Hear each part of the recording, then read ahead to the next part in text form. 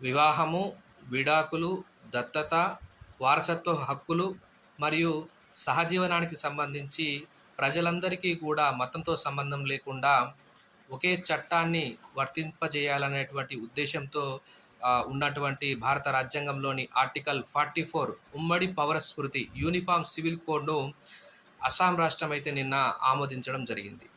అయితే మనకిది భారతదేశంలో ఉత్తరాఖండ్‌లో అలాగే గుజరాత్‌లో మనకు ఉమ్మడి పౌర స్మృతి యూనిఫామ్ సివిల్ కోడ్ అయితే అమల్లో ఉంది. దాని తర్వాత మూడో రాష్ట్రంగా మనకు అస్సాం రాష్ట్రం అనేది చేరడం జరిగింది.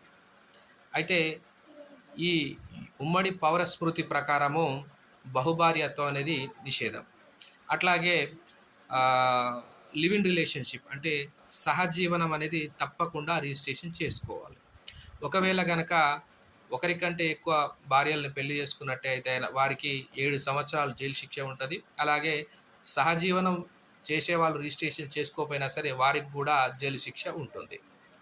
అయితే మనకు అస్సాం రాష్ట్రంలో ఉన్నటువంటి కొన్ని తెగలకు ఈ యొక్క ఉమ్మడి పౌర స్మృతి నుంచి మినహాయింపు ఇవ్వడం జరిగింది వాళ్ళ స్థితిగతుల ఆధారంగా.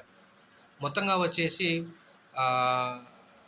ఈ యొక్క బిల్లును ఉద్దేశించి ముఖ్యమంత్రి హిమంత బిశ్వ శర్మ చెప్పిన విషయాలేందంటే ఆర్ఎస్ఎస్సో లేకపోతే బీజేపీ సొంత ఉద్దేశాలతో, సొంత ఆలోచనలో తీసుకొచ్చినటువంటిది కాదిది. రాజ్యాంగంలో ఉన్నటువంటి ఆర్టికల్ 44ని అమలు చేసేటువంటి దిశగా ఈ యొక్క బిల్లుని మేము ఆమోదింపజేసుకోవడం జరిగిందని చెప్పడం జరిగింది.